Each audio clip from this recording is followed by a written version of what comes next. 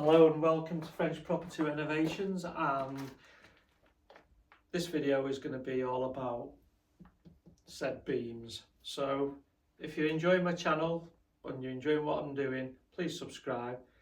But like I say, this video all about renovating the beams.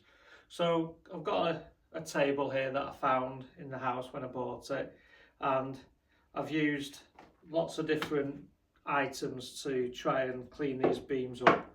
So I didn't really use a sander to start with. I went straight from a grinder and I started using my old Bosch, which is about 15 years old. That's failed. I've ended up buying another Bosch one, trigger's gone on that, and ultimately I've ended up with the Makita small grinder. Now I've had one of these, the big 9-inch one, for like 30 years. It was fantastic. But the modern tools, maybe I'm just old school, but they just don't seem to last. So I got a brand new Bosch one, trigger went on it, and I have to say, from my experience, I'm grinding and I'm using the grinder on these beams. I like to put the trigger on and I like to click it so as it stays on constantly. And then I prefer to hold it like this and up, down, side to side. You get bored, arms ache, and it's stuck in the on position. But a lot of these modern ones seem to flick off for no apparent reason. I don't know if it's a safety feature, I don't know what it is, but I find it really annoying. And the triggers are just not built to last. I'm doing a review here on an item of tools, which I didn't really want to do, but I'm annoyed and frustrated with the Bosch one, because the Bosch ones are usually very good. So are the Makita ones as well though. Anyways, for me, it was better, put the trigger on and away you go. So I've used a lot of the discs whilst I've been doing this, because some have been good, some have been bad. But let's first talk about the health and safety, PPE. My hat. I put the hat on so the dust wasn't covering me, and the clothes I did it in. I took them off when I finished, shook them off, and I've left them till the next day. Put the same rubbish clothes on that are full of dust, because within 30 seconds, trust me, you're as dirty as you was the day before. So if you're putting clean on, you're just wasting your time. So I've had the hat on to try and keep it off my head. I've tried several types of goggles. These are your general purpose safety goggles, but the problem is with this, you're at arm's length from what you're grinding, and the dust seems to go around the edges and it gets on your eyelashes and then into your eyes. So they're nicer to wear, but I've ended up with these most of the time. Proper old school side bits. They've got some little air vents, but sometimes they mist up. Trev, watch out. So they mist up a bit, and then you can't see what you're doing. So you have to kind of guess, because you don't want to stop, because it's a laborious job. And while we're on that subject, the time lapses, they don't really give you an understanding of how long these things take. So on and off, I've been doing the grinding of these beams for about 3 weeks, just to give you an idea. And some of it's been quicker because the tools have been better.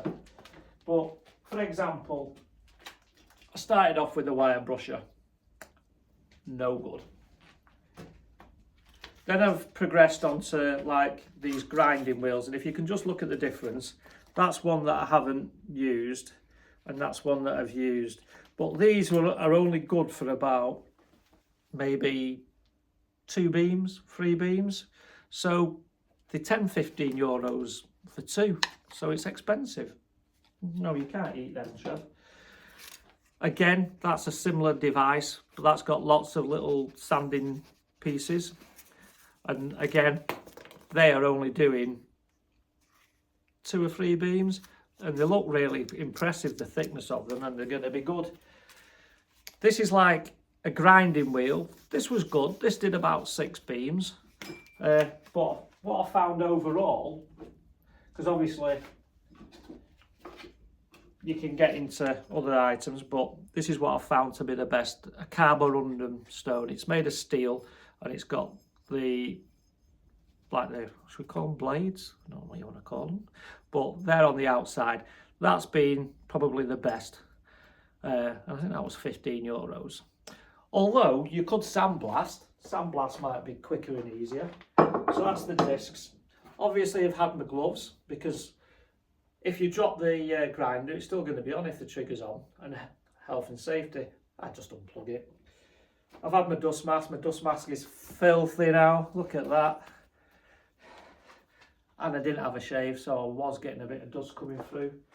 I never understood the COVID thing, because even with a dust mask like that, shaved, you still get dust on your face inside the mask. So if you're getting dust on the inside of your mask, you must be getting bacteria. Stands to reason, doesn't it? So those paper masks, COVID, I think it was a different issue altogether than COVID, but we're getting me on a different thing. So I've now got the sanding discs. Now I haven't sanded the beams, I've just grinded them off.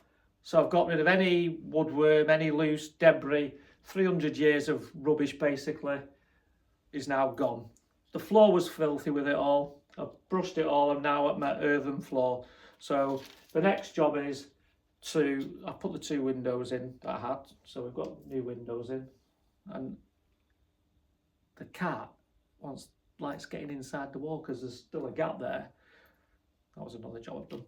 But I'm not going to finish sanding it to the last bit ready for either varnishing, painting, whatever I want to do with it, because I've still got to kango some of the walls. I've got to dig the floor out. I've got to put a concrete floor in and some insulation. So the next job really is to finish cleaning the stones up and then point it all, and then dig the floor out, concrete it, and then it'll be relatively clean. I am going to take these boards off above, so that will give me an opportunity to check my beams. If I've missed any little bits from where it meets the floor, I can always run over that. So I'm at a good level, but these will come at that end point when I'm putting my flooring on the top, the new flooring, and it'll be nice and clean then, and I'll reduce the dust processes as we went along, and I'll end up with a nice clean floor, and it'll be just a brush up kind of thing. Look at Trevor. So that's what I've been using. That's what I found the most cost effective. I've also used my hammer, my big Stanley screwdriver that's no good as a screwdriver, but great as a chisel. So I've been using that. And then my lights. So the beams are done. That's finished now. So good. Follow this up with a time lapse, and hopefully we're seeing some of the beauty of this really old building coming to life. It's a shame that it's not being lived in all these years, because it's now hopefully going to turn back into a building that's cared for and loved, and a bit of life in it, hopefully. So we're getting there, and hope you enjoy my time lapse, watching me doing all the work while you're chilling out. Anyways, hope you're enjoying my channel and have fun.